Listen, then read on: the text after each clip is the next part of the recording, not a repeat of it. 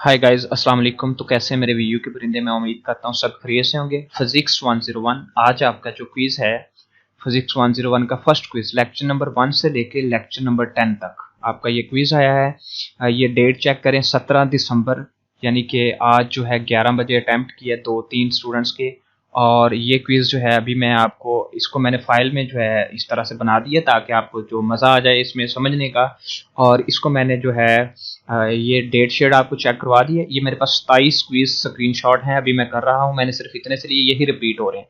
इस फाइल में से यकीनन आपके 6 से 7 क्विज जो है रिपीट हो जाने हैं। ठीक है, लेक्चर नंबर 1 से लेके 10 तक इसको लिख देते हैं फ्रॉम लेक्चर नंबर 1 to 10। ठीक है, सबसे पहला क्विज है ऐड टू वेक्टर। वो कहता है दो वेक्टर है हमारे पास, एक ये है और एक ये वाला है। जैसे कि हमारे पास यहाँ पे मैं बात करता हूँ, हमारे पास एक वेक्टर ये होता है और दूसरा वेक्टर हमारे पास फर्ज करो कोई एक होता है। दो वेक्टर है, उसने बोला एक 4 मीटर का, एक 5 मीटर। इनको जमा करेंगे तो रिजल्टेंट वेक्टर क्या आएगा। आपको मैंने बताया था वेक्टर को जमा करने का मेथड ये होता है। एक वेक्टर ये है, ठीक है, और दूसरा वेक्टर जो ये वाला, इसको पकड़ के इसके साथ यहाँ पे इसकी किसी भी कोने पे इसको इस तरह से कर दो और एक रिजल्टेंट वेक्टर इस तरह से ड्रा कर दो। ठीक है, वो कहता है जो रिजल्टेंट वेक्टर है उसका क्या हो, 5 4 जमा किया और हमारे पास है ये इसका आंसर 9। ठीक है, उसके बाद वो कहता है कि फोर्स ऑफ 100 न्यूटन की जो फोर्स है एक्ट करती है बॉडी के ऊपर, वो 5 सेकंड के लिए, मतलब कि कितने सेकंड के लिए, 5 सेकंड के लिए। तो वो क्या हमारे पास आंसर होगा, फार्मूला लगाएं मोमेंटम का और आपके पास 500 जो है इसका आंसर आ जाएगा। उसके बाद वेरी इजी है, बहुत इजी आसान से। उसके बाद relative speed of approaches is always equal to relative speed of separation। किस में होता है, perfectly elastic collision के अंदर ये चीज होती है। ठीक है, उसके बाद in magnitude of force applied in increase the work done by, मतलब वो कहता है कि जब हमारे पास मैग्नीट्यूड फोर्स जो है अप्लाई कर रहे हैं वो अगर बढ़ जाती है तो फिर वर्क क्या होता है। तो वर्क यकीनन बढ़ जाएगा। क्यों बढ़ जाएगा, हमारे पास जो वर्क होता है ये वर्क होता ही फोर्स और डिस्टेंस की मल्टीप्लीकेशन होती है। तो फोर्स बढ़ी तो वर्क भी बढ़ गया। उसके बाद इंक्रीज होगा वर्क। ठीक है, answer number C, joule of work, यानी कि 6 जॉल की जो हमारे पास वर्क है, ये वर्क उसने बता दिया 6 जॉल है। ठीक है, और कहता है इन 3 सेकंड, 3 सेकंड में वो कहता है कि हमारे पास अगर वर्क है तो पावर क्या होगी। पावर हमारे पास फार्मूला लगाते हैं, हम बात करते हैं, इसको थोड़ा साफ कर लेता हूं और आपको समझा देता हूं कि हमारे पास जो पावर होती है वो वर्क ओवर टाइम होता है। ठीक है, तो हमारे पास यहाँ पे वर्क कितना है, वो 6 है और टाइम कितना है हमारे पास 3 है। तो 3 को मल्टीप्लाई, इसको डिवाइड करो तो आंसर 2 है। तो हमारे पास आंसर क्या है, 2। ठीक है, वाट पावर का ये होता है वाट, सॉरी मैंने बताया नहीं। Object moving in the circle at the constant speed, अब ये सर्कल में मूव कर रहा है। ठीक है, तो must have only one force acting on it. ठीक है, मैंने ये आंसर पहले टिक किया था, मुझसे वो अनलाइट नहीं हो रहा तो मैंने फिर ऐसे ही इसको डार्क कर दिया। तो must have only one force acting on it, अगर वो सर्कल में मूव कर रहा है।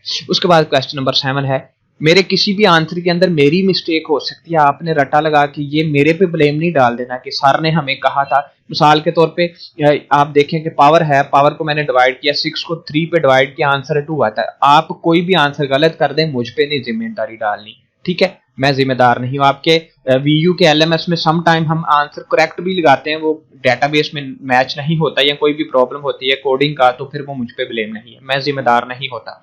ठीक है, उसके बाद vector is vector A add to vector B, vector A को बी में ऐड कर दिया। ठीक है, कहता है ग्रेटेस्ट परपेंडिकुलर मैग्नीट्यूड क्या होगा। ठीक है, सबसे पहला ऑप्शन उसने बोला पैरेलल इन अपोजिट डायरेक्शन। अगर वो कहता है कि दो वेक्टर अपोजिट डायरेक्शन में, दो वेक्टर पैरेलल हैं सेम डायरेक्शन में, उसके बाद कहता है magnitude vector A and B depend नहीं करता डायरेक्शन पे। ये तो पहली, ये तो बदतमीजी है, ये बनता ही नहीं, ये वाला तुक ही नहीं।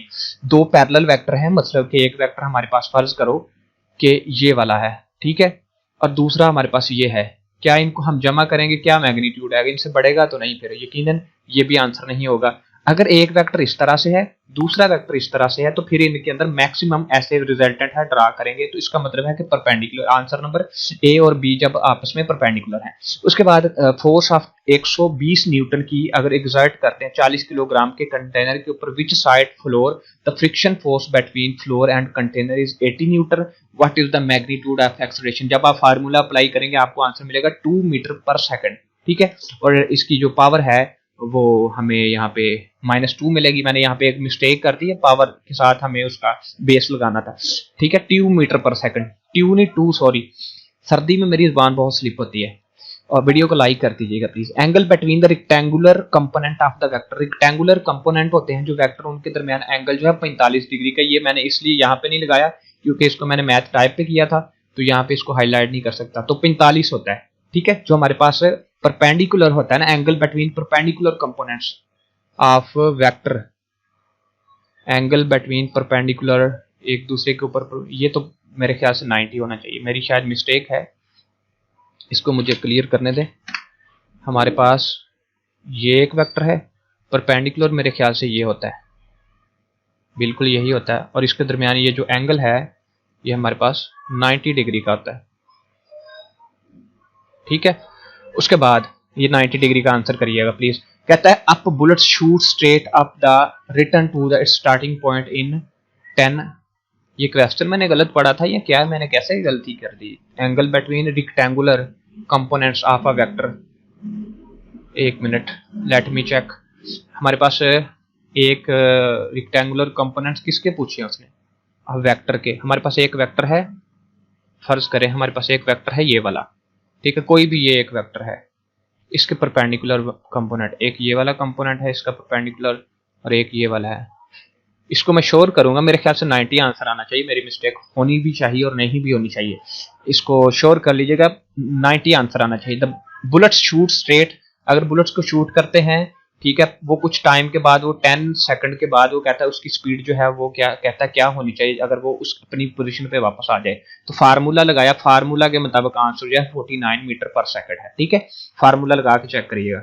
उसके बाद स्टूडेंट 2 का Newton second law of motion is also called. Newton का सेकंड लॉ का जो मोशन है ना, वो हमारे पास होता है, न्यूटन का सेकंड लॉ होता है force is equal to ma, और ये एक्सेलरेशन और फोर्स, यानी कि इसको थोड़ा स्पेस देता हूं, फोर्स और एक्सेलरेशन का मल्टीप्लिकेशन। यहाँ पे फोर्स नहीं लिखा तो लॉ ऑफ एक्सेलरेशन पे डिपेंड करता है, ठीक है। उसके बाद कहता है product of the force and time is called. Product force और टाइम का जो होता है वो मोमेंटम कहलाता है। उसके बाद ये वाली उसने वैल्यू बोली, साइंटिफिक नोटेशन में इसको कहते हैं, ये इशारिया यहाँ पे है, हमने यहाँ पे लेके आना है इसको यहाँ पे, ठीक है। तो इसको यहाँ से लाना है, 1 2 3 4 बार इसने माइनस की तरफ चले जाना है, तो मैंने नीचे कवर कर दिया है 3.7 × 10 की ताकत -4। उसके बाद हमारे पास है goal of the all scientific inquiry. Scientific inquiry क्यों की जाती है, साइंटिफिक तरीके क्यों की जाते हैं, वर्ल्ड को सुकून देना नहीं, एक इंसान को अमीर करना नहीं, वर्ल्ड को डोमिनेट करना नहीं। इसका मतलब होता है कि नेचुरल इवेंट्स जो है वो हकीकत पे मबनी करते हैं, इस पैटर्न को वाजिया करना है।